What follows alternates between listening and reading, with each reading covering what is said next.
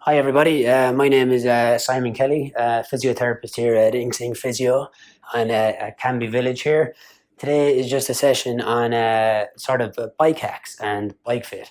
I personally rode the Gran Fondo from Whistler to Vancouver. It was 122 kilometers. So I obviously trained locally, did the local mountains, the Grouse Grind, it's called obviously for that. Seymour Mountain and Cypress, that was really good training, I felt.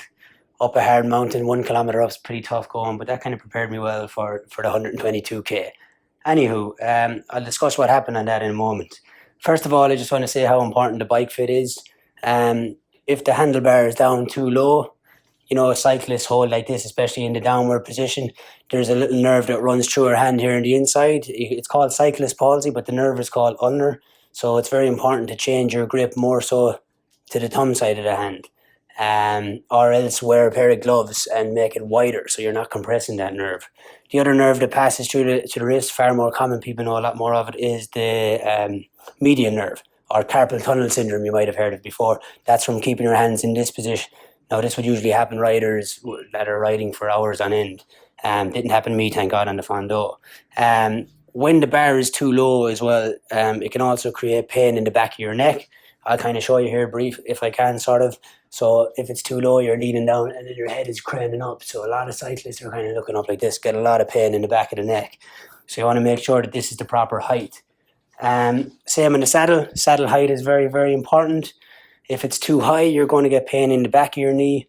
If it's too low, a lot of cyclists can have pain in the front of the knee. Anterior knee pain, or patellofemoral knee pain is what we call it. Lots of different fancy names for that, but we can talk about that again. The other thing I wanted to talk about is cleat position as well. Also affects pain in the knee. Some cleat position, obviously cleats are what you have under your shoes that clip in here. I don't have them on right now. So I might have to show you in another video, but that can sort of have pain in the outside of the knee. That's known as ITB band syndrome, where you get a lot of friction from constant bending of the knee here on the outside. Where the ITB band comes down, you can kind of see my ITB joining onto the outside here. So cleat position can be very important for that. There are just a couple of hacks I just want to discuss here today.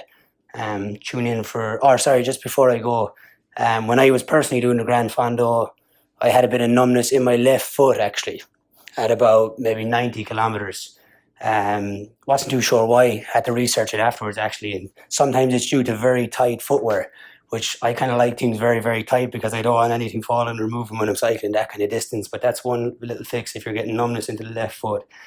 If it's numbness though and it's kind of continuing too long, it could be something more serious. You might have to go to your doctor. Something called compartment syndrome, but that's something else.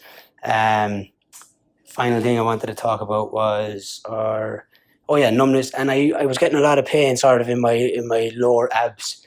So I believe my core was actually quite weak. So I think it's very, very important to have a strong core, strong stability that drives into your lower legs, and that'll get you up doing long races like that as well. Cheers. Thank you.